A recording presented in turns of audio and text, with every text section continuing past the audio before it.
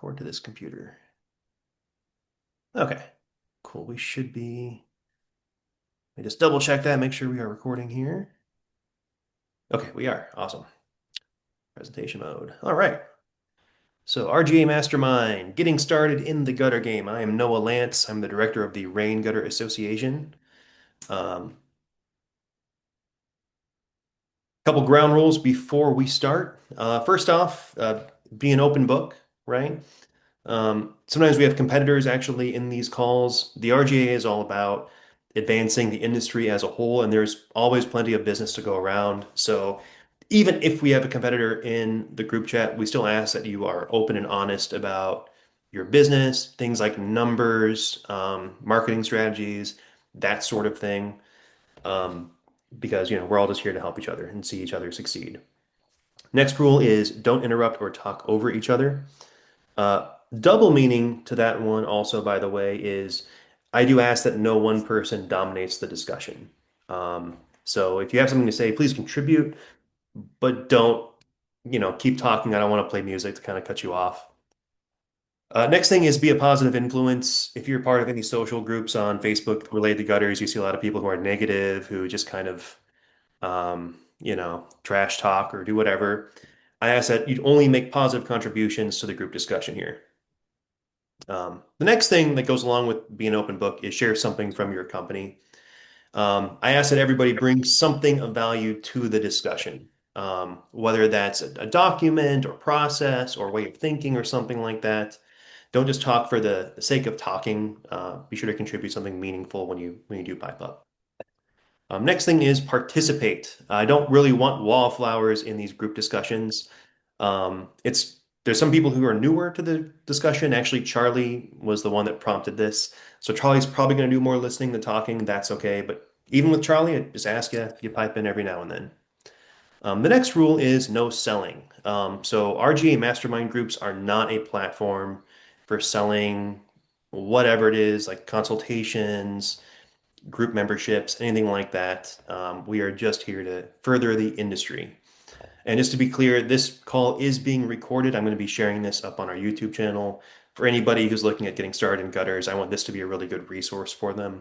Selling something doesn't really go along with that. All right. So now that those are out of the way, the agenda for today's meeting is introductions.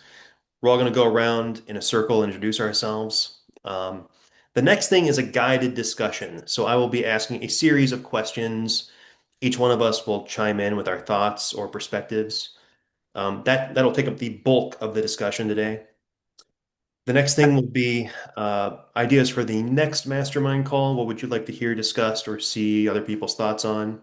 And then at the end, I'll wrap it up with some announcements from the Rain Gutter Association. So first things first, let's all go in a circle and introduce ourselves. I'll start here. So I am Noah. I'm the director of the Rain Gutter Association. I have worked in and around the gutter space for the better part of uh, 8 years, I suppose, at this point. I've designed systems that are used to sell gutters around the world. And my coursework is pretty widely utilized today. Let's move on to Aster. Aster, if you could introduce yourself. Thank you. Aster Harrelson. Been in gutters for 3 years now. Uh, and I am looking to soak in any knowledge I don't have. My nephew got me into the business. He is no longer with us, so I'm having to increase my skill set and product knowledge. So I appreciate you guys letting me join. Cool. All right, Vitaly, I know you pretty well, but for everyone who doesn't. Hey, I'm Vitaly. I run Gutterall. I'm a distributor in Oregon. I'm distributing to California, Washington, Idaho. I also run a gutter company, got 17 employees. We're doing about 6 million. I've been in the gutter business for a very long time. I've had other businesses, but I just came back to gutters. Okay, cool. Zachary. Hey there. I've been in the gutter industry for just over 2 years, and I'm out in West Texas. It's been a good been a good business to be a part of. I've enjoyed it a lot. Always looking to learn and grow and continue to grow my business and have good people within the business. That's what makes us. Awesome. Love that. Tim, you're muted. I guess that'll help. So I've been in the gutter industry for 23 years now. Built a company and sold it. Run Gutter Growth Podcast, Gutter Growth Coaching Program, Gutter Summit, and we launched Mother's Gutters last year, me and Grant. So Cool. And last but not least, Charlie. Yeah, hi, I'm Charlie Mayse out of the Raleigh, North Carolina region. I've been in gutters for about a day. Bought my first set of gutter guards yesterday to put on my own house, just to have fun with that. And yeah, that's me.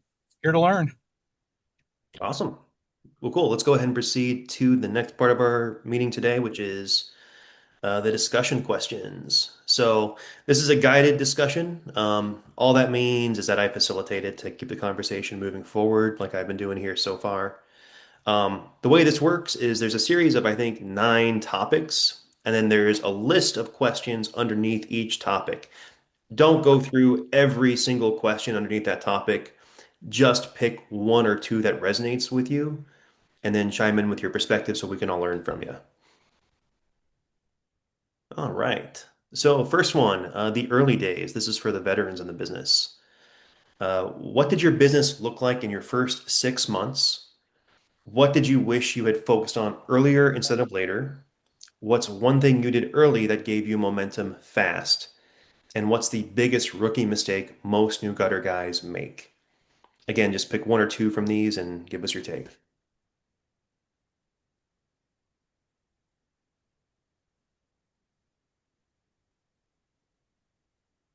I guess I'll just go first. So in the early days, I mean, we were really install focused, which I mean that's natural.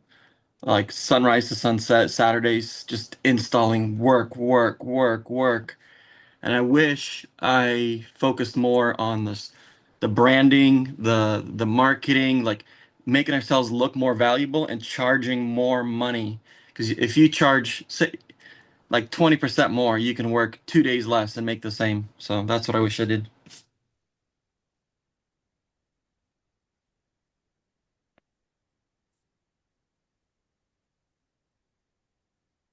Okay.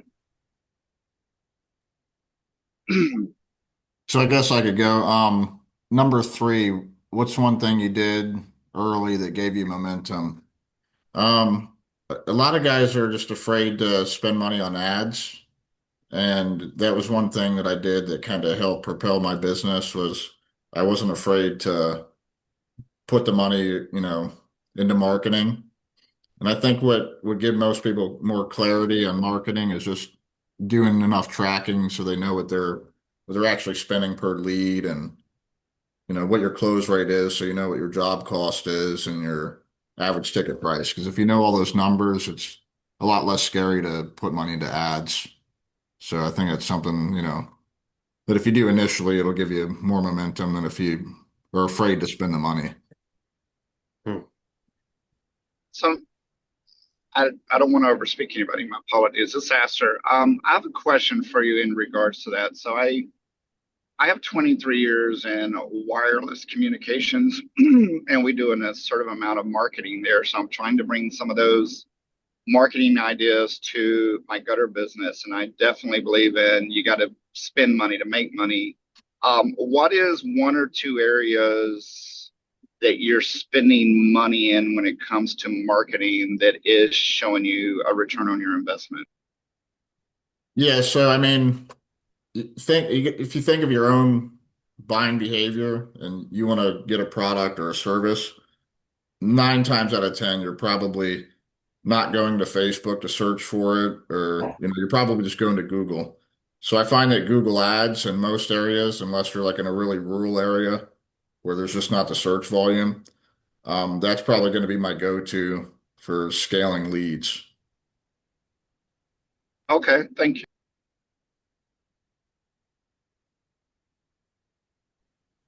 see. Zachary, any thoughts on what you're seeing here? No, I think the biggest thing is going to the rookie mistake is um, my biggest thing is competing against the guys that, obviously not everybody's your client, right? But it's always it's frustrating whenever people are just price shopping and you're losing good quality leads over somebody that's at $9 a foot where we try to stick to 13. Mhm. And they're like, why are you so much different? It's learning to explain why we're better, I guess, and really showing the value. That's something I really want to work on, is showing our value up front as to why we're more expensive. We have better warranty and all those things. Um, that's my hardest thing, I think, that I have to deal with is losing those good quality leads. I mean, like, I've got one client that they're $8,000 on two houses, and she's price shopping me, and I told her, I was like, you know what? Let me know how I can earn your business. And I came from a builder of ours, and so it's kind of frustrating whenever I know that she's probably gonna price shop. And Yep. Yeah, we all know what that feels like. yeah, My So bad. I'm my bad. Go ahead. No, go ahead. Uh, I might can give you some insight to that. I do really well in this area. Um, One of the things I know about sales that I teach every day is something called sales embodiment, right? And what that is, and that is inflection in voice, body language. But the biggest thing about leads that helps you close if you're face to face with an individual is when in your approach, it's to uncover their need or want. Like, what are you looking to take care of? What's the issue? It could be, I just put down fresh mulch. I don't want it floating away, or it's beating the dirt away from my foundation. And stick to addressing that concern. And oftentimes, in my experience, customers are more concerned with being taken advantage of. So I believe that body language, that honesty, if you will, and they'll tell me, I got another estimate. They offered me 6 inch. You're saying you have 5 inch, and I'll use verbiage like, well, look, a guy's going to sell you whatever machine he's got. He's got to make a living, right? Your house has this kind of peak on it. You can go with 6. It's not an absolute necessary or necessity. 5 inch will handle the job. It's not a waste to go with 6 inch. Um, I would appreciate your business because just like the rest of these guys, I'm just trying to make a living too. Here's what I could do it at. We offer, discounts. I try to ask if they are a first responder or veteran or anything that would help me to help them to save money today. And from doing sales in 23 years, if there's anything I have found that has resonated with customers more than anything is talking savings and asking those questions, and just, even if you don't offer discounts, just asking questions that you might would. I think I've gone as far as one time, because I drive Nissan and Infinity. I think one of my customers had an Infinity in the SUV in their driveway one day, and I was like, I want to give you 10% off because you drive an Infinity, because I have them too and I love them. And that resonated with the customer. They felt that I was easy to deal with. It wasn't high pressured sales, and that resonates for me. And if that helps to resonate with you, I hope that advice is able to help you in that sense. Can I add to this? When it comes to like positioning yourself for a higher price, a lot of it could be done like with the branding. And I'd say like maybe, I don't know, because just driving around town, 95% of people are branded poorly. And so like if you could bridge that gap in the beginning because what branding is, it's like the customer's perception of you. So I might recommend doing like a rebrand, because if you really nail Absolutely. it, yeah, because if you really nail it in the branding, they already want to work with you and they already trust you. And so like you could do it at the sales, but if you do it before the sales, it's just more powerful. That's a great insight. Let's move to the next question. All right. This is kind of related to what we were just discussing. Getting your first jobs. So what lead source works best when you're brand new and broke? How do you build trust when you don't have a big portfolio? What should a new guy do first? Door knocking, Google referrals, or Facebook? And how long did it take you before leads started feeling consistent? Again, just pick one or two and give us your take.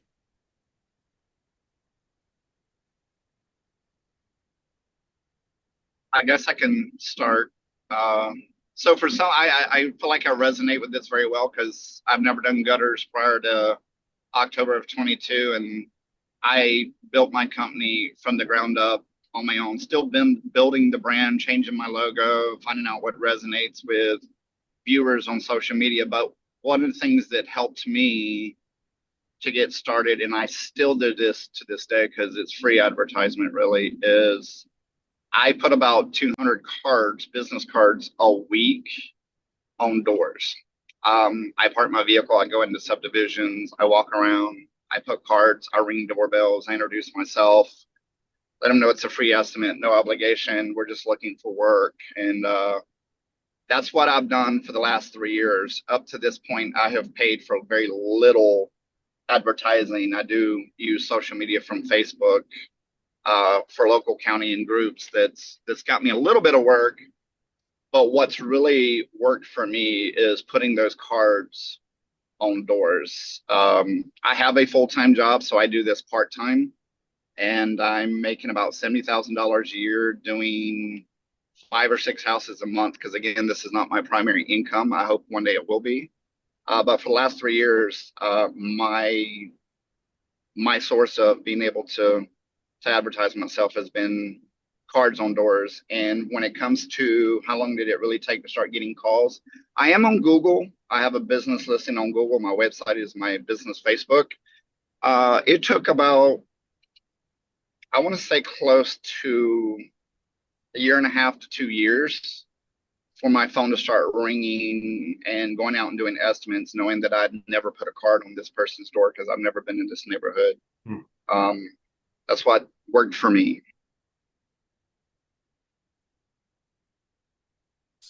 So I could answer that, I guess. So like the first thing, like most people when they're starting a gutter company, they don't, everyone's in a different situation. But say if you got like low budget, sometimes the answer is not going to be ads because you just don't have the money for it. So what I would do is try to build like a base of repeat business coming in. And so one of the best things you could do is just call contractors. The thing is, like, if you're going on Google trying to find contractors or roofers, you're only going to find 50 or 100 people. It's hard to get all that information. So what I would do is get a list broker, for like $400 or $500. You can get a list of like 1,000 contacts, and I would just ask for like roofing companies, builders, contractors, property managers. And then if you do 50 calls a day or whatever you got time for, 50 is probably going to take you like an hour and a half. But, if you're getting started, you probably have time. If you get through 50 a day for 5 days a week for 4 weeks, you'll get through that whole list. And even if you only get like a 1% response, you'll end up with like 10 contractors. And so that'd be like the first thing I did. So that way I have a base of repeat work coming in. And then you'll have money coming in and you can start doing it with, websites and ads and other things. But I think getting a good base is where I would start. Did you say that was a list broker? Yeah, data list broker. All right, so one of the things I'm struggling with is making connections with builders, contractors. I have yet to install gutters on a house that has not been purchased by a homeowner. I could definitely use more insight on how to make those relationships or connections. I'd never heard of list. No, you're on mute. Yeah, you just muted yourself. Can you hear me? Yeah, no, I did. Yeah. I'm sorry. I'm struggling to make connections with a contractor, home builder. I talk with them, like D.R. Horton, Lenore. They'll just tell me I have to deal with the homeowner once the home was purchased. I could definitely use some insight as how to get myself in front of the contractors, the home builders, but I'd never heard of a list broker before, so I'm So not exactly sure how I would approach. the company I use is called Fount Media, Fount Media. What I like about them is they'll give you the email addresses as well. So what you could also do is upload this list into your CRM, and then you could create like a packet that tells about your company. And I like to include my work comp policy or um, your general liability policy in it. So that way when you're emailing it to them, they have everything they need to work with you and they know you're legit. Um, All right. Only thing you can't do is like if you upload that list in your CRM and you try to blast it all out at once, a lot of them are going to go to spam. So we just send out like 25 a day. Vitaly, I'm interested to hear your perspective on these Yeah, I questions. just wanted to chime in on the whole contractor thing. I mean, probably the easiest thing is roofers. Roofers always seem to have jobs. We've done well with roofers. New construction, like tract homes, good luck with that, I guess. It's a different business model. You're gonna be volume and super, super cheap. Like if you want to get the business, just go into their freaking headquarter office. Like, let me introduce myself. Face to face is always the best. But I see guys doing their gutter work for like 350, $4 a foot. And they're emailing their contractors saying, we are gonna lower you, we need you to go down 10% because homes are not selling. There's big problems in the new construction thing. So that's gonna be very hard to get into. They likely already have contractors, multiple bidding. So it's gonna be a price game. You're not gonna be able to stand out and build your value with any contractors really. The contractors are too smart. They're the ones making 50% on you. So they're charging $15 a foot, you're going to be at $7 a foot. They want to make 50%. So contractors are difficult, but I mean, that's how you have to get started in the business. You get the contractors, then you start getting referrals and neighbors walk up. But definitely going face to face and meeting them would be a lot better than a call, even though it takes more time. Uh, we usually drive, like if you're driving, just pull over and talk to you see they need gutters. We always close Mhm. those. So in Myrtle Beach, South Carolina area, the lay of the land over here is, so to give you some perspective on, because again, I've noticed other states are charging way more than we are locally. It's so competitive over here. You're going to get 5-inch K style somewhere between $5 or $6, maybe $7 if you're lucky. 6-inch somewhere between $6 or $7 an hour, and if you price yourself above that, you're just pricing yourself out. I've also heard of, and I don't know if you guys can enlighten me here, but I've had one or two guys give me this. If you try to lowball too low, your customer's going to be worried that you're too cheap and not skilled because your price isn't as expensive as the other estimates. And I'm just like, I don't know what to think about that. But in this area, any of the home builders, again, I got DR Horton Lenore, Mungo Homes, but no matter which contractor I talk to in Horry County, South Carolina, which is Myrtle Beach, they're going to tell you that they don't contract with anybody to do gutters, is what they tell us, and that you have to sell it to the homeowner. So my question to you might would be, based on that information, I kind of figured in my head that if I was going to deal with a contractor, I would probably have to give them what I guess would be contractor pricing. And I don't want to oversell myself. I don't want to undersell myself at those opportunities if I am in front of a builder or a contractor. What is your advice there? It's not unusual for gutter companies to have two sets of pricing. So they'll have one set for inbound residential leads and then another one that's for contractor pricing. It totally depends on your business model. But we do need to keep the conversation moving because we have another eight slides to go. Sorry, Aster. No, you're good. Thank All right. But this we're gonna touch base on that, so maybe we can follow up here. Pricing when you're new. So how do you raise prices without losing jobs? What numbers should a new company owner know immediately? And do you recommend starting cheap to build volume or charging right from day one? We can probably keep this part of it short because we answered some of these already, but is there anything people would like to add to what you're seeing here?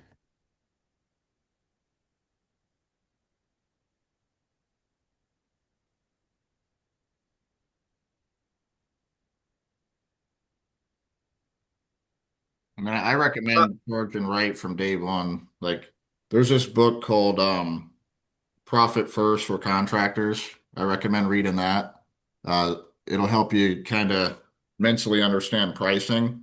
But ultimately, the reason why most companies don't grow is because they're not priced to grow. Like they're not thinking, I'm going to need someone to answer my phone 6 months from now. I'm going to need to hire a sales guy. I'm going to need to put money into advertising. Like a lot of these things have to be priced in. If you're not pricing it in, where's the money ever going to come from? You know, so you got to price it in so that way it's there to be able to afford that stuff. The fear a lot of times between not being able to sell a job, a lot of it to me is just you're not getting enough leads. You know, I think that the more leads you have, the less fear there is from that. Ultimately, you're going to have some type of close rate that you're going to want to pay attention to. I would be worried if it was under 60%. Hmm. You know, but a good average, most people have a 50% close rate, but on average, so if you're 50 to 60%, I wouldn't worry about it too much as long as you're pricing yourself right. I'd rather have a 50% close rate and be priced right than a 75, 80% and be priced wrong. When you say price wrong, you mean like underpricing?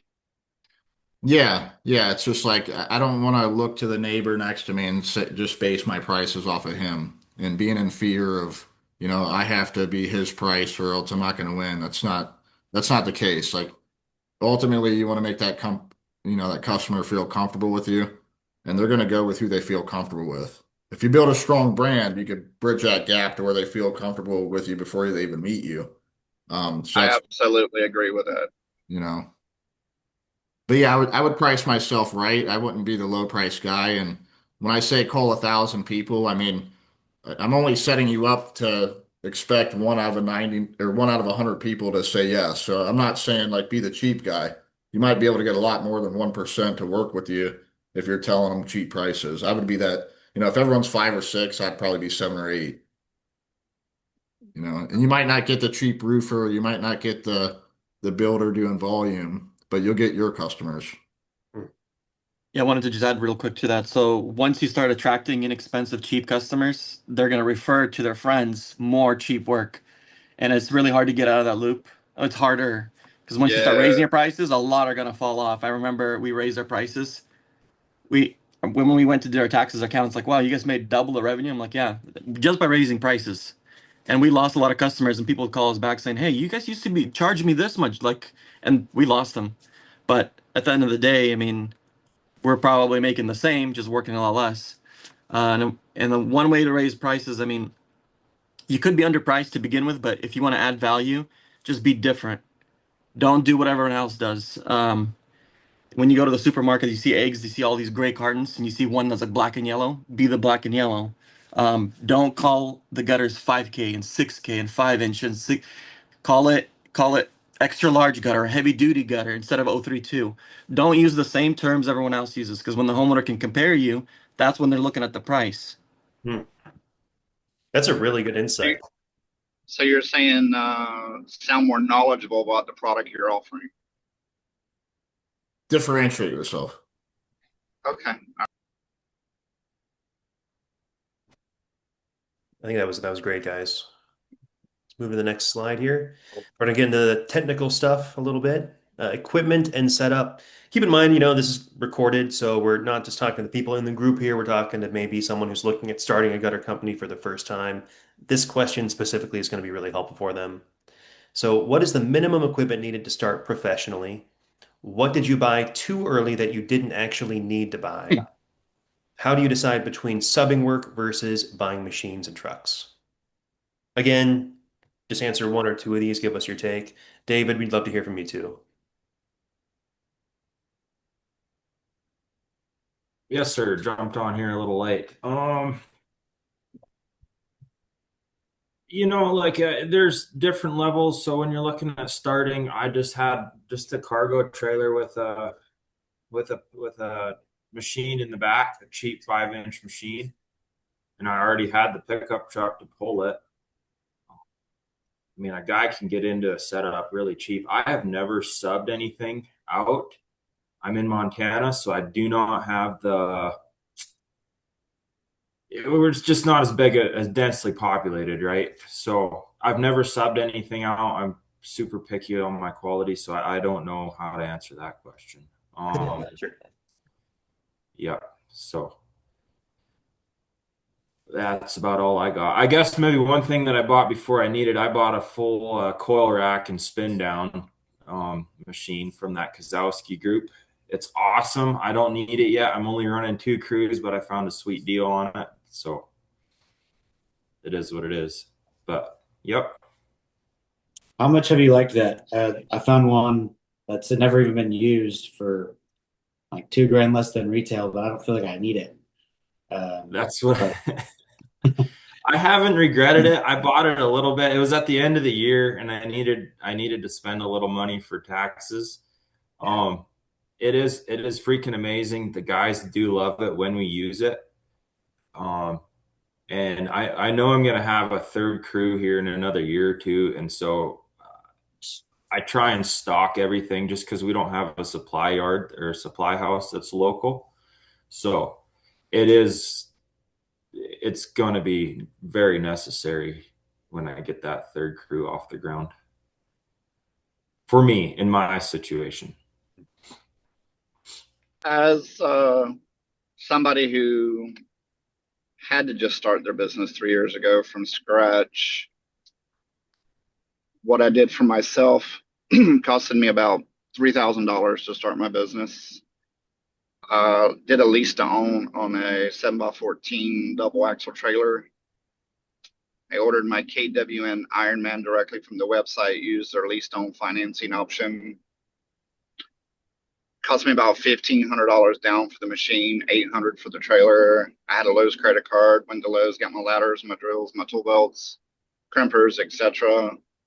And I was able to use a credit card to provide myself with inventory from the supply house. Between Lowe's and the supply house, I think that was about $2,400 together. And basically, my business pays for itself. So my monthly payments between trailer, machine, Lowe's was about $1,200 a month. And I could do that in 2 days before being profitable for the rest of the months. The insurance cost me about $1,000 up front for the year for $1,000,000. I really wish somebody had told me more about gutters when I was 18, not 45. So essentially, cash out of pocket, I started for about $3,000. Hmm.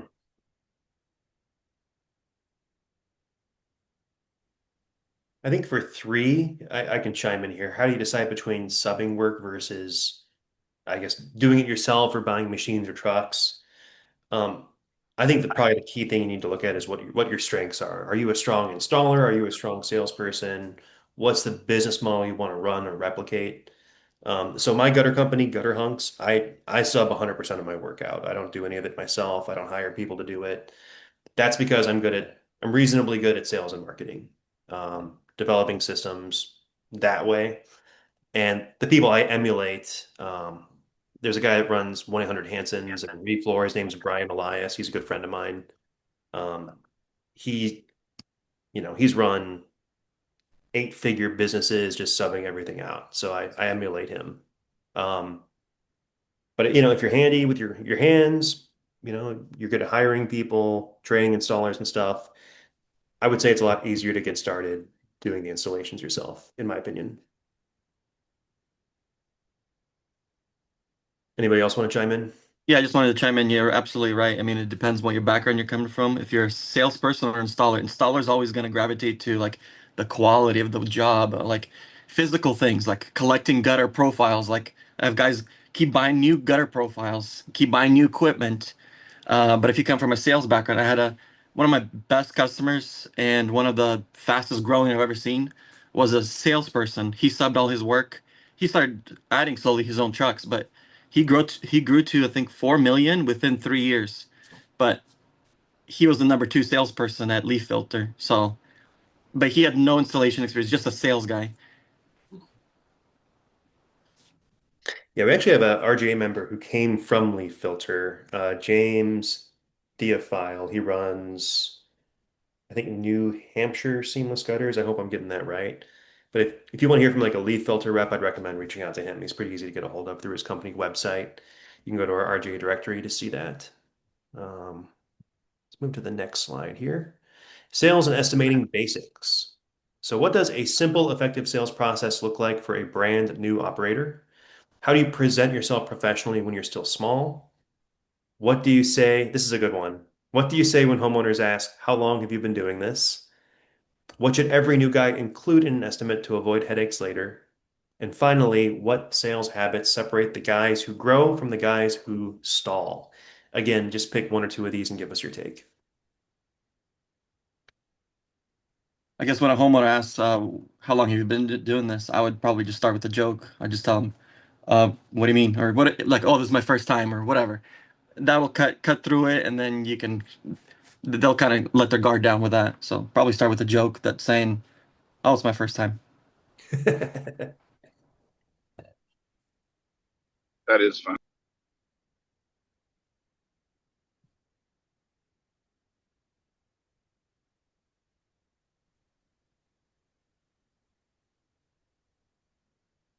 I would say under point number one, having some type of process you follow.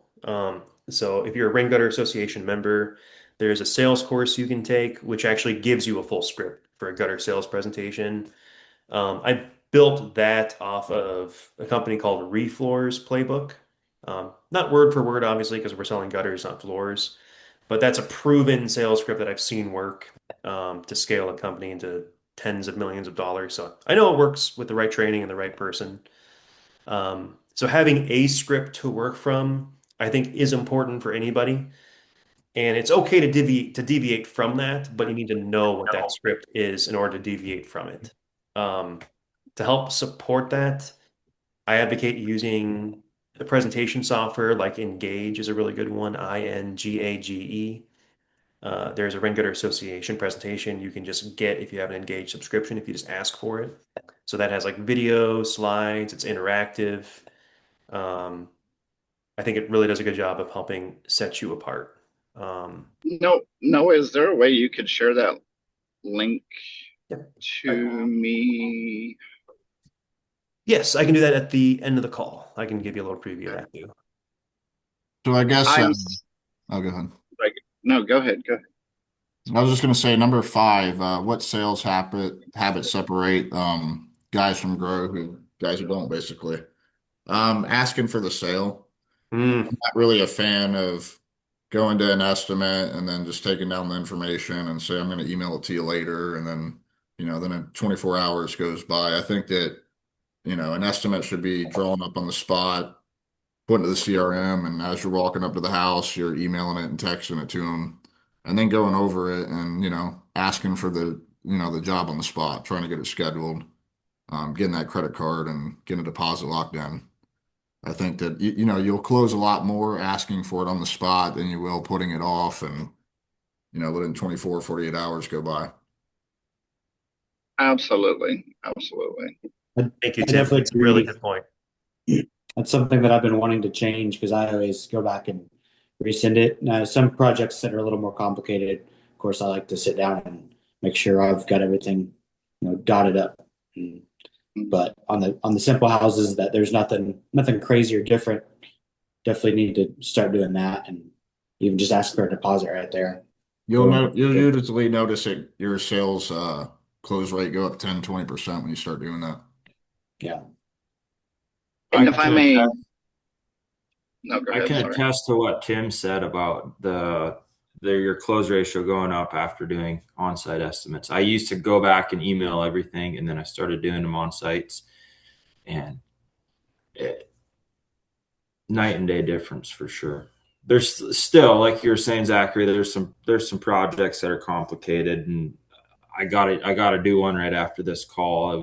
There's 3 different structures, and yeah, it's a pain in the butt. But yep. 95% of the time you could do it.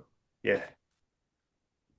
What I was going to And add if I, to doing the in-person estimates, I like what Tim said is asking for the sale. But when you're doing the estimate, I know myself, that's how I did it. I would always gravitate to talking about the gutters first, or just talking about the gutters. Because good salespeople, they never talk about the gutters. They start talking to the person, Bob.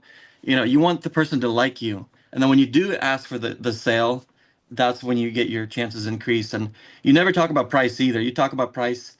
I remember one sales guy, he would even choose the date on the schedule, be like, okay, we are available on the 23rd. They're choosing the schedule date already.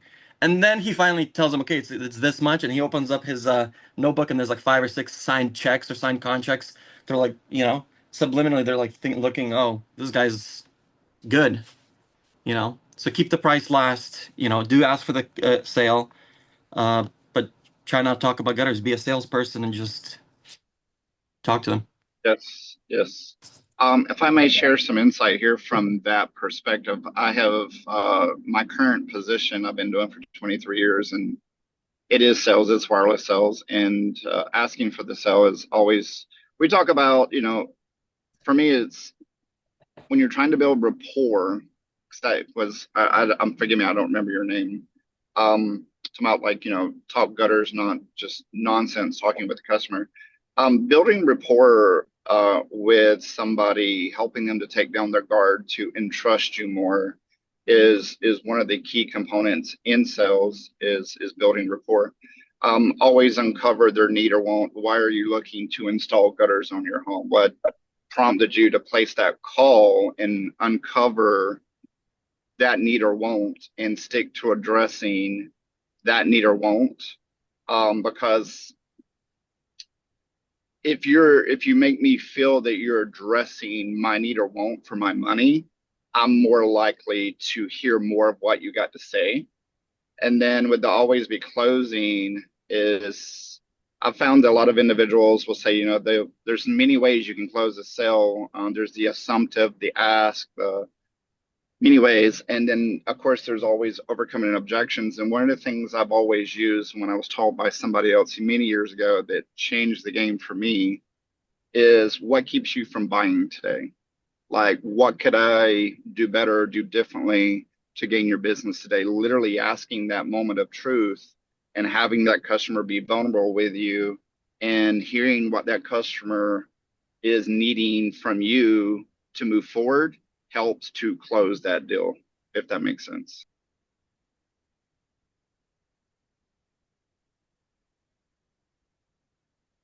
Yeah, I'm gonna add a couple things here too. So how do you present yourself professionally when you're still small? A couple notes. One is keep your car clean, the inside and the outside. You don't want to pull up in like a dirty truck. Wear some type of uniform. I think you should always have a badge on when you're walking up to somebody's house. And then I actually will bring slip-on covers to go over my feet for when I'm walking into somebody's house. I don't have to take my shoes off. I don't have to mess with that. I just take the slip-offs out of my coat pocket, throw them on my shoe, and then I can walk in. And just shows that I'm super considerate when I'm going into somebody's residence. I think that's really important. And you never know what you're going to step in when you're walking around somebody's yard. Um, any thoughts on question 4? What should every new guy include in an estimate to avoid headaches?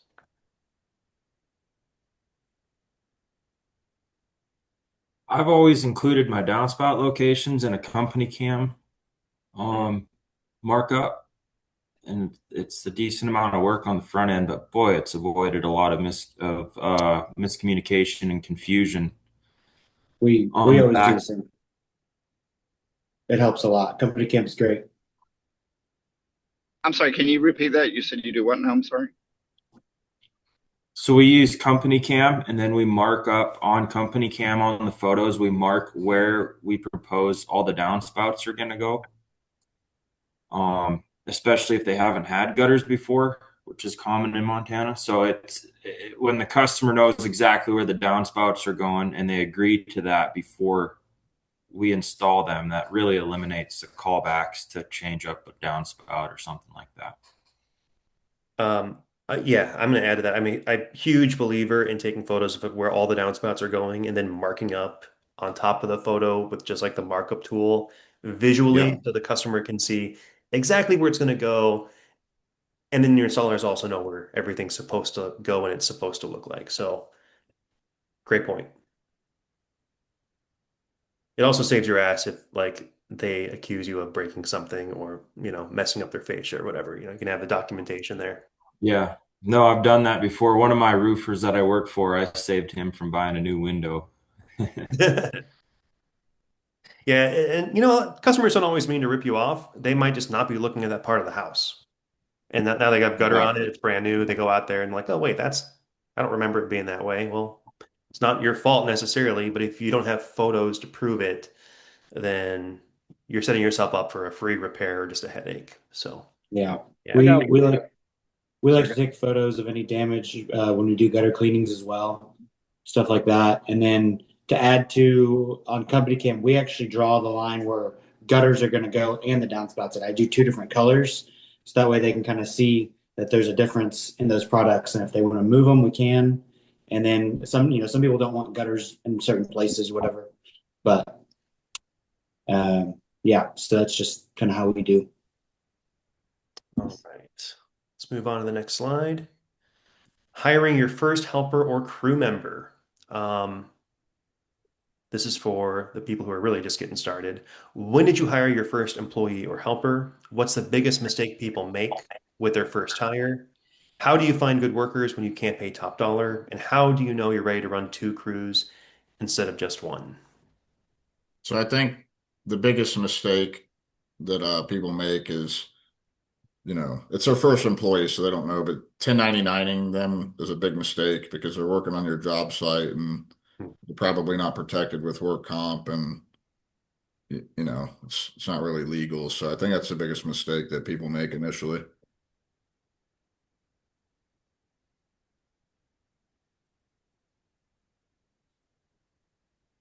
I'd like to ask, because just I lack the knowledge.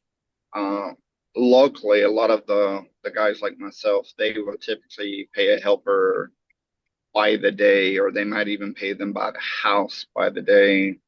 Um, do you recommend paying them hourly or by the day or by the house? Like, if you don't mind sharing some insight.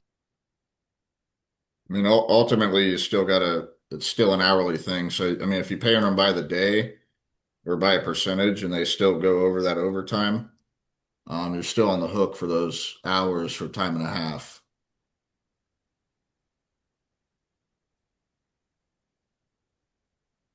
Yeah, That setting might guys be up easy, but on a W-2 on payroll and everything's a pain in the butt, but it's worth it. And I pay a mix of hourly and with incentive bonuses, and which can be tricky sometime. Like Tim was saying, like if you're going overtime, even on my bonuses, it's supposed to be calculated into the overtime. It's hard to just pay a guy by the day or something like that. One thing I've always tried to do really good on is giving my guys consistent hours. Um, and I have a really good crew, and I think it's because I'm able to consistently give them 40 hours a week. It's not one week of, hey, we don't have anything going on this week, go find something else to do. Nothing like that. I fell into a trap of keeping guys busy, taking on jobs maybe I shouldn't have, or maybe too cheap, just to keep the guys busy. It's like just going on unemployment because if your business you're breaking even just to keep the guys. I know you don't want to lose them, but I know a lot of guys for winter they lay everyone off regardless because it's snowed in or whatever. Um, yeah. Yeah, I fell into that trap last winter. We painted a couple company trucks and I gave them way too many hours, but I'm very intentional this year with producing billable time. So We we struggle with that as well. Generally, thankfully, we don't have harsh winters, but I gave my guys a deal where I'm going to guarantee them 8 hours a day as long as they come in, and we generally kind of end up finding stuff to do at least giving them. But it's hard to keep good guys, especially when you have good guys, and if they're not getting paid, I feel like they're going to start looking other places, and that's the reality of it. So it's tough, especially, I ended up spending 60 grand on brand new equipment, bought a 6.7 combo this year and new trailer and everything, and finished it out. And I'm sitting here going, I wish I would have not spent all that money. And then thankfully, like this week, I just booked 4 more jobs. So we've been, luckily, but that little ice storm kind of kicked our butt this past week. Yeah. And shipping, I'm waiting on a bulkhead right now that was supposed to be here, a scupper box, supposed to be here a week ago and still hasn't showed up because of the ice storm. So frustrating. But I mean, how do you keep good people these days?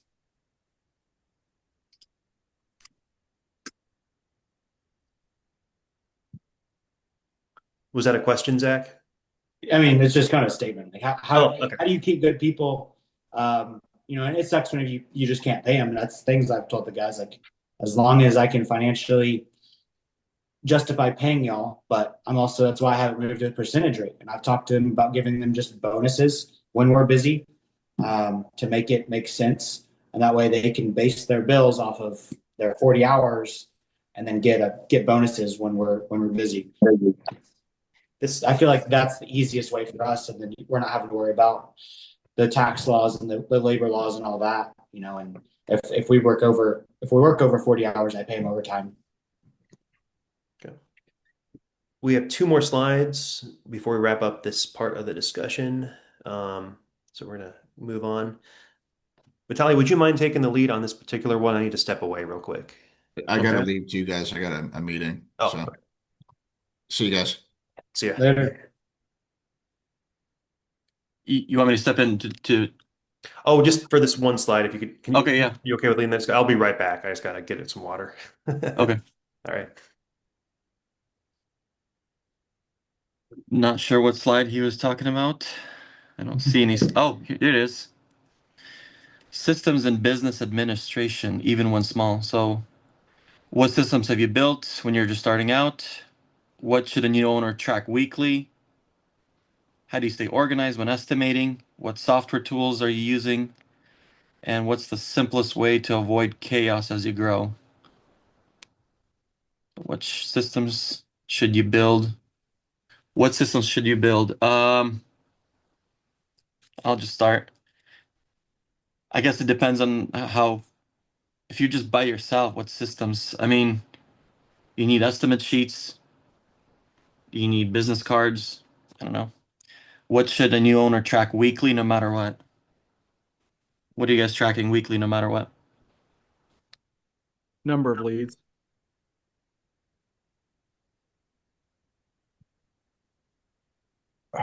Can you guys hear me? I'm sorry.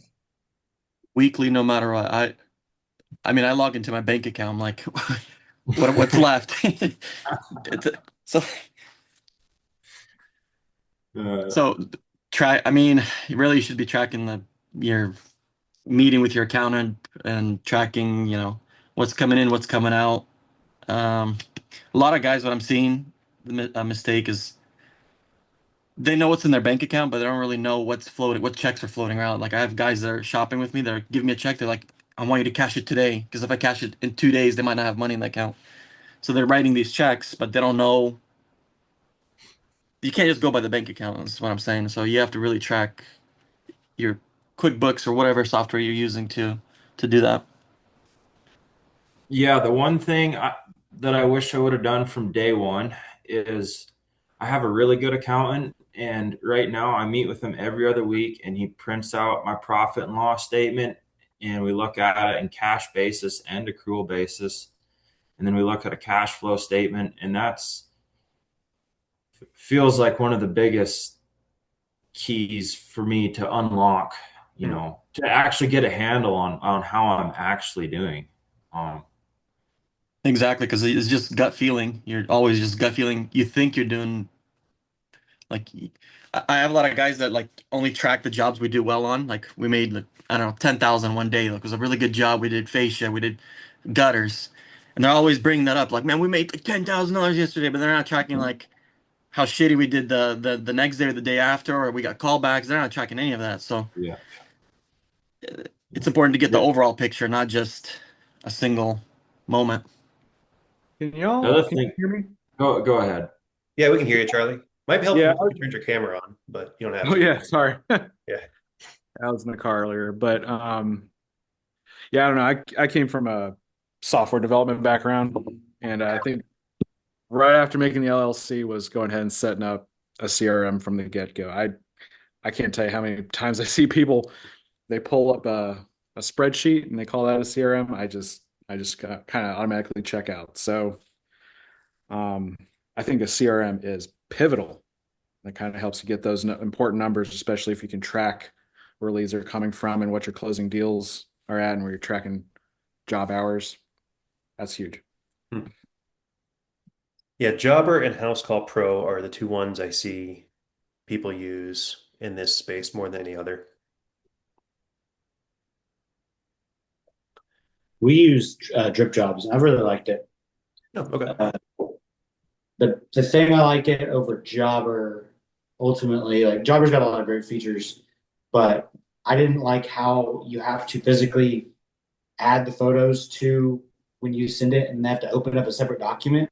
Hmm. With drip jobs, it pulls my photos directly from Company Cam, and I can click on the ones I want to give them, and I don't have to. I don't show them every photo, but all the photos of the job details and all the lines that we talked about that we draw for the downspouts and the gutters, all those go in there, and then even the color tile, the color that we picked, so that way they can't come back and say we picked a different color. Well, that's what you said. You approved it, stuff like that. And I really like that it's just all there, and I also like that things that are not included are line item that are it clearly says in a different color this is not included, and I like that because I always think of my 94-year-old grandmother that she passed last year, but if she couldn't understand it, it was too complicated, and if she could understand it, it's complicated. Anybody, dumb it down enough where anybody can read it and understand what you're trying to convey to them. So I like simple. Sometimes less is more too. Has anybody ever used Invoice Fly before? No, Haven't heard of that one. there's so many out there. The big thing about having a true CRM is it helps you with your management and relationships with your clients long term. Um, and kind of communicating. Like I can text. Yesterday, I went through and I did a tax season discount, and I just texted everybody from my computer. I just went through and everybody that I felt like was a quality lead that was worth giving a discount to, I gave it to, and I sold one job off of just doing a $200 discount, a $4,800 job, and actually it turned into they had another $1,000 of rain chains. So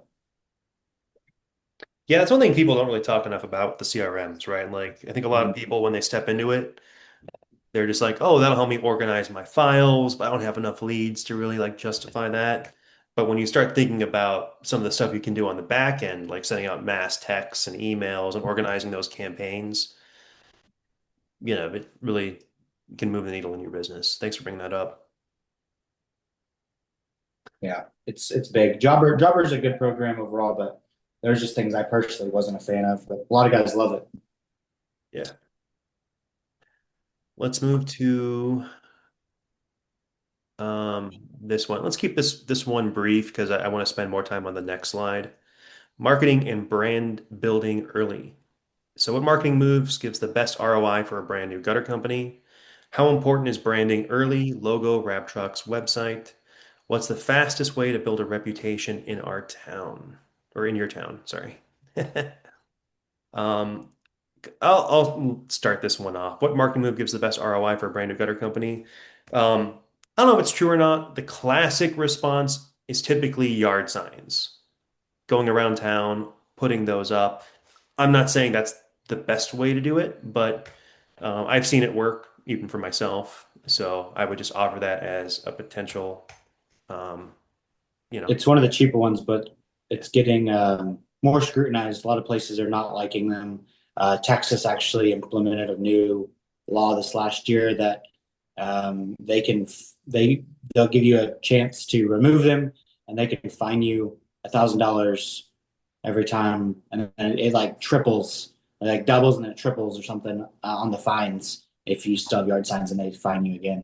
So You have to be selective about where you're putting them in shopping centers where they're not right of ways, because your right of ways is where it's public. The state owns that land, so you just got to be careful about how you go about it. Christmas light guys put them everywhere, and they get really scrutinized, and that I know that's one that a lot of people get annoyed with. Which I'm in the Christmas lighting business, so. But it is an easy way. Something I do is we give a lot of hats and T-shirts away, and I find them as cheap as I can get them. I get shirts for like $5 a piece, so stuff like that. And especially if you know a lot of people, if you're well known in your area, people will just wear your shirt, especially if they're comfy and they're cool and have something different on them. Never thought about that. That might be a good idea. Would you get shirts, if you don't mind me asking, for $5? Because I'm currently using custom ink. I get them. I was using Five Boys Apparel, but their shipping lead time is forever. It's like a couple months. I used Ultra Press, I think, this last time, and they were like within 2 weeks, I think, to get them. And I think they have like it's like $3.99, and then all your larger sizes make it higher. But I mean, we can get 100 shirts for around $500-600. It's easier to hand those out. I mean, heck, I got a billboard that cost me $100 a month, and honestly, the more I look at it, the more I'm like, I'd rather give away $800 of T-shirts a month than they give walking billboards. Yeah, I've never felt good about billboards. Yeah, I think they're a good branding awareness, but they're expensive, and so. About the shirts, if you really want to press out a large amount of shirts, you can just get it wholesale by the case. I don't know. The lower quality shirts probably like $1.50, or $2, whatever. You get them by the case of 100, whatever. You get like a $300 press on Amazon, and you order the little the transfers. They're like 30 cents. And when your guys are standing around or whatever, you can pay them 25 cents a shirt, 50 cents a shirt. It literally takes like a minute. You press it out, done. I've made hundreds of shirts like that. And what's That's the name not of a bad that way. press? You just go on Amazon, shirt press. I don't know. Shirt press. I guess. So you're saying you're buying a box of shirts and pressing them yourself? Yes. Yep. Shirt press. I mean, I can share the places that I bought all my stuff, but Throw it in the chat. I'm not above it. How would I go? So if I buy the shirts and the press, I'm gonna assume. How do you get your logo into something tangible to press? Who does that for you? There's a company that prints them. Yeah. You basically upload your logo, and just like you order business cards, they send them to you. And what would that be called if I said I was looking for that? What would I be, let's say, Googling, I guess? Let's see. Shirt transfer. I don't know the technical term for it. I have the website saved. I'll share it later if you want. Yeah, do you mind if I give you my email address here? If you'll send it to me, I don't mind. I think chat, Vitaly, if you wouldn't mind, and then he can find that way. That way, it's on the recording. Yep. Okay. Yep. Got it. Thank Ask you. a question real quick. Yeah. How do we feel about like trade shows or little vendor fairs? Are those worthwhile? I did For good me, at the they have trade been. show.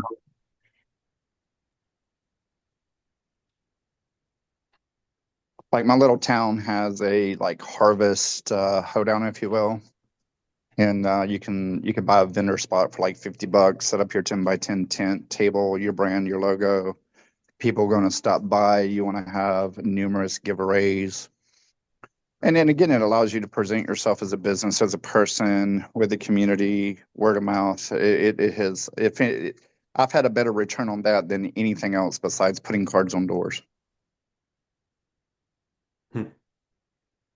I don't think it's a bad idea, especially if it's pretty cheap and you're just kind of doing brand awareness.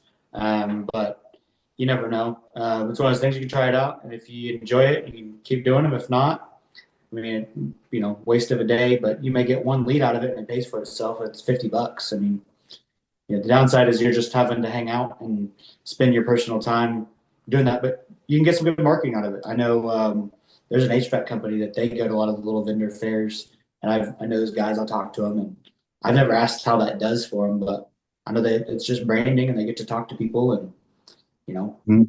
which I do HVAC 2 or 3 a year. Nowadays, 2 or 3 a year. I probably get at least somewhere between 7 to 12 jobs. I love it, so it definitely pays for itself. out of a vendor fair.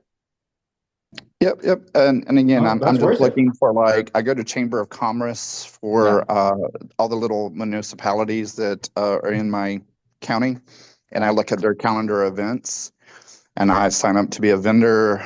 And again, they normally give you a little area to put your tent, table, your flag, whatever you want, and people just engage with you. And oftentimes they'll be like, "Oh, I need gutters. So glad I ran into you." I was like, "Great, let's talk." And then I just start my sales conversation and uncover their need or want and try to meet that with turn it into getting their information and committing to a date to go out and give them that estimate. Nice. That's cool. Yeah, you'd be surprised at how affordable some of those events can be. I mean, sometimes you can set up a booth for like $500. So it's not always going to be super expensive. Like you don't have to go to like the giant home show in the capital to make this work. You can go to smaller events around your town if you just go to the Chamber of Commerce and ask. And the plus to that is if you go to like one of these home builder events, you're drowned out by all of your competitors and products that are at that convention. Where if you're at a local event, you're probably the only gutter company there. That's true. All right, let's move to the last slide here, guys. This is just for the veterans, and then we're going to do announcements and wrap it up. All right. What was the turning point where the business stopped feeling like a job and started feeling real? I think what I mean by that is like when you get off the truck and you just kind of saw the wheels start turning by themselves. What systems made multi-crew growth possible? What did scaling break in your business that you didn't expect? And if you could give a new gutter owner just one rule to follow, what would it be?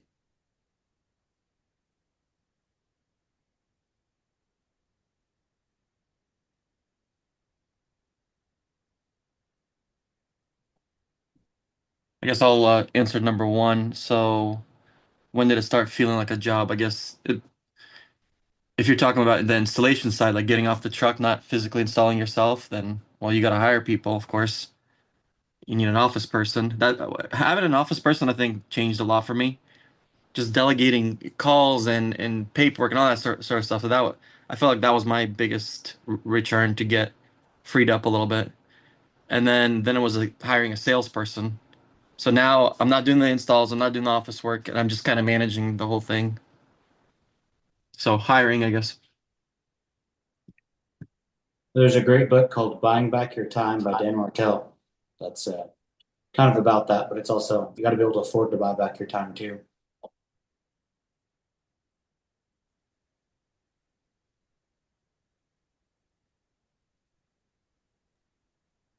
Well, let's go stick with number four then. I mean, if you give a new gutter owner just one rule to follow, what would it be? I think I like that one to end the discussion on.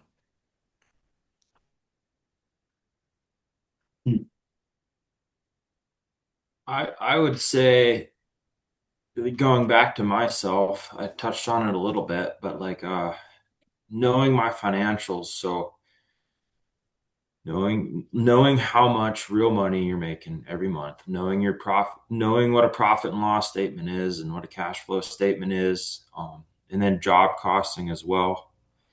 Knowing how much money you're actually making on every job, like you know, are you actually charging enough, or do you have a little wiggle room there? So yeah, just financial side of it. I honestly had a lot of bad advice when I started, and I think you don't need to spend as much as some people try to claim. I guess I would say. I won't go into details on my experience with that whole deal, but um, really just need to figure out whether what works in your area, and having really learning to hire good people and find good people. That's the hardest part.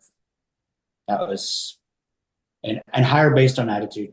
That that was the biggest learning experience I had. Is I had multiple bad apples. I went through like 8 people my first year, and I was ready to throw in the towel.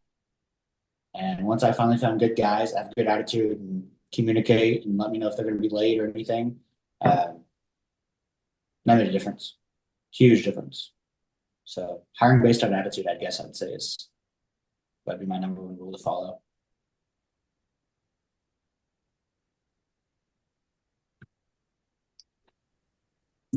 Anybody else want to contribute before I wrap things up? I guess I'm sorry if this is kind of specific, but it goes back to the other slides about machines because like I'm a newer owner operator and yeah that machine is pretty the gutter machine's a pretty huge investment. So just a real quick one if you don't mind.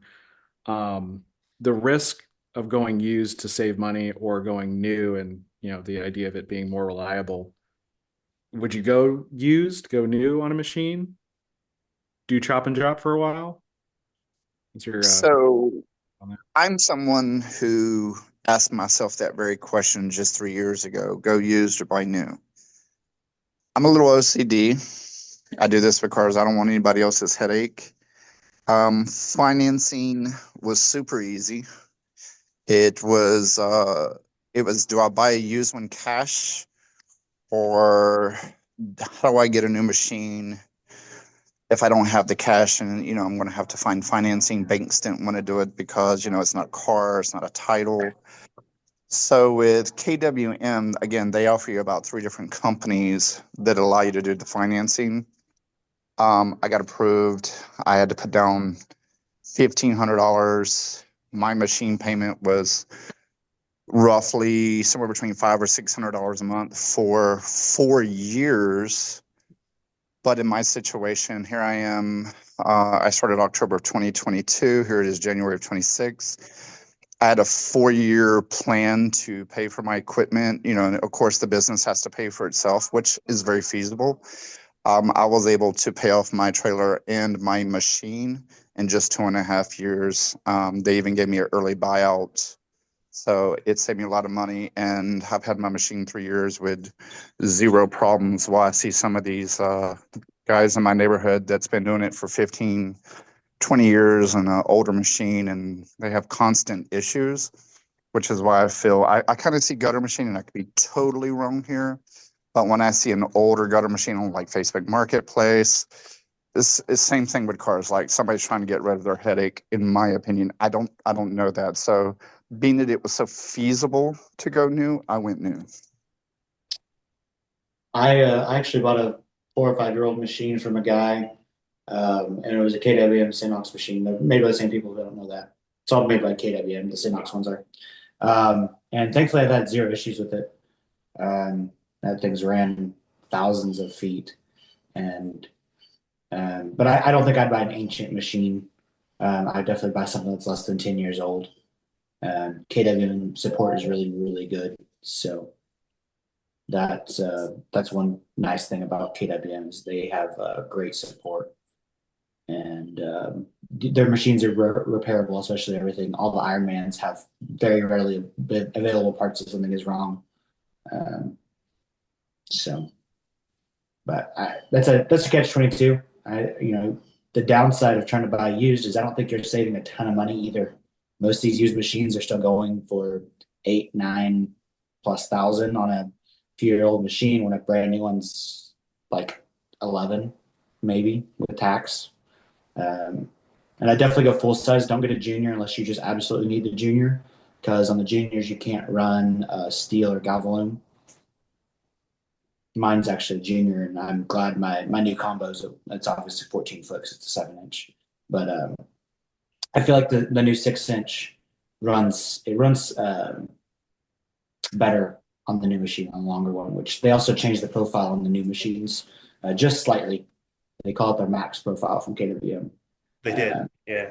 Yeah, and it does. They do have a little more rigidity. It doesn't flex as hard. They don't roll as much on the new profile, and you can't tell the difference between the old profile and the new one. So, The thing that influenced my decision getting into the business, I didn't have 15 cash or 11 cash to go buy a machine, so I had to go with the financing option. Yeah. But again, my brand new trailer payment on a 7x14 cargo, my machine, the insurance policy for $1 million, all total tax, my payments were like $996 a month. I can make that in one house, so essentially it paid for itself. It didn't have to come out of my budget monthly based on like my home mortgage and my other paycheck, because this is, again, gutters isn't my everyday just yet. I hope to get there one day.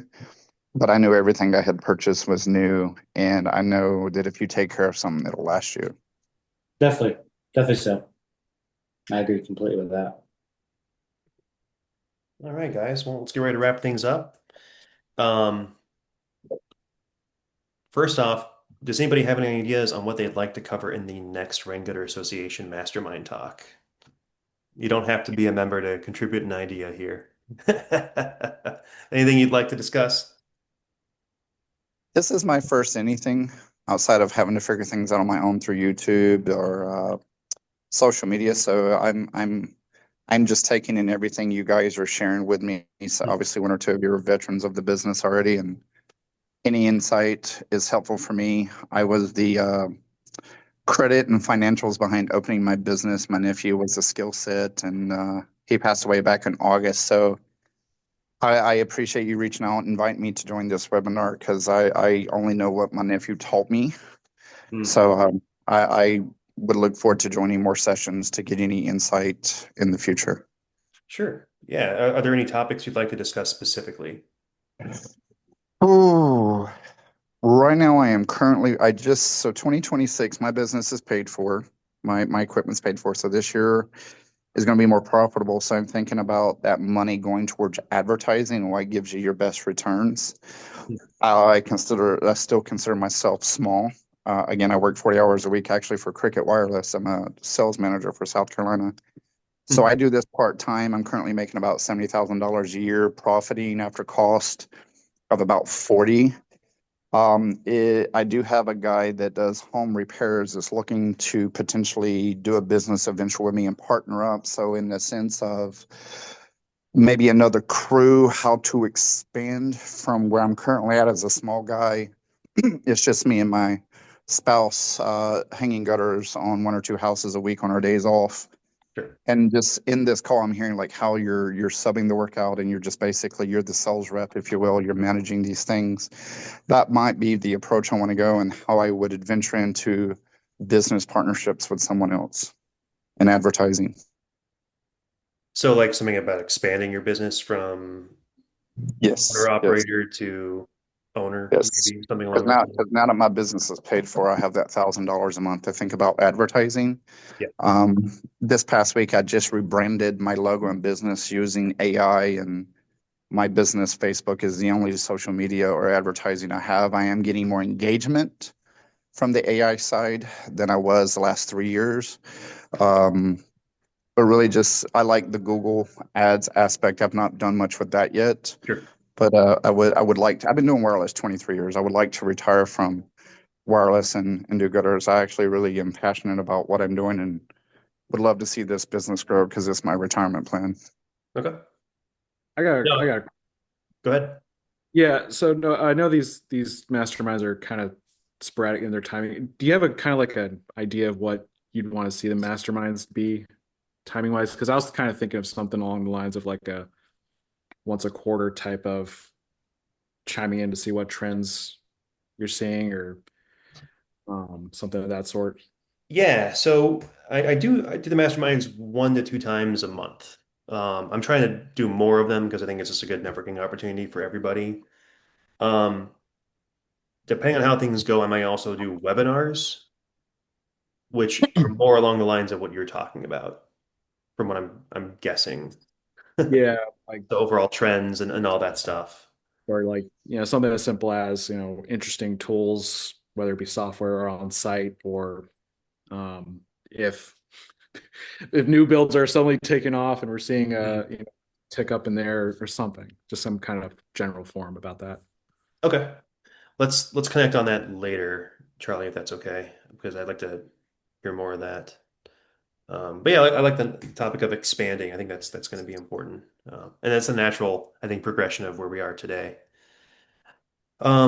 Couple announcements, guys, for you. So first off, I'm going to do this backwards. Course enhancements. So as part of the Rain Gutter Association membership, members get unlimited access to coursework for new hires. This coursework is designed as basically pre-employment testing and training. So it gives people, I would say, the equivalent of like a month of hands-on experience. If they just complete the coursework and finish the exam, the yellow certificate that says they're, RGA certified. You can show that to prospects and customers. They get a lot of peace of mind from that. So I am refining and enhancing some of the coursework. I completely redesigned a slideshow. I think yesterday, the 23 slides, I just completely redid. So I am continuing to work on that to build that out to be even more powerful. On a similar note, um, I have released the RGA estimator. This is totally free for anybody to use. If you're listening to this webinar as somebody who is just getting started, this is a perfect tool for you specifically. Um, Very simple to work with. I'm going to have a page on the RGA website for this. Um, you do not need to download anything. You do not need to pay anything. You don't need to have an account set up. This runs directly in your browser, regardless of the device type. I'll put the link in the chat, Vitaly, for you. Oh, okay. Here you go. So I don't want to miss. This will be Oh, on this will be on the RGA website as well under resources. That page will be live later today. Um, so the way this works is pretty simple, guys. You input in your customer information, your company information, what you're going to be charging for what you're going to be quoting, and then you just click on Draw Gutter Map. You know what? Let's reset this real quick. All right. And as you draw, it dynamically prices out the gutter job. All right. So you can place your downspouts, draw your gutter map. Very clean, very simple. I mean, this is going to look terrible because I'm doing this with one hand. But you can kind of see here, it's totaling everything up. It's pushing that pricing forward. You can save the gutter map as a PNG. Or if you click complete here, it'll actually format everything for an estimate. So I reset the customer information so it's not populating here, but it comes complete with text, just kind of a pre-baked piece of text here that you can use. You can also customize this text by clicking on it and writing in whatever you want. You can see the gutter map populates right here with all the dimensions, gives a line item breakdown with all the downspouts, gutter protection you've quoted. You can add one-off items or customize removal and disposal pricing. And then you just click download PDF, and then you can shoot that off in an email or put it up in Jobber or whatever you want. So totally free to use, guys. This is my contribution to the gutter community. This is version 1. So you're going to find bugs, workflows I didn't anticipate, things of that nature. If you find those, please email me, noah@rainguterassociation.org, and I will correct those as they are discovered. But did a little bit of foolproofing myself, so I think it works pretty well. All right, that about wraps everything up, guys. Thank you so much for participating in the Mastermind discussion today. If you're not a member already, please consider becoming one. Your support makes stuff like this possible. Just visit raingutterassociation.org, sign up, and then there's details there. If you have any questions on that, just reach out to me again, noah@raingutterassociation.org. All right. Thank you, everybody, and we'll look forward to talking with you later. thank you.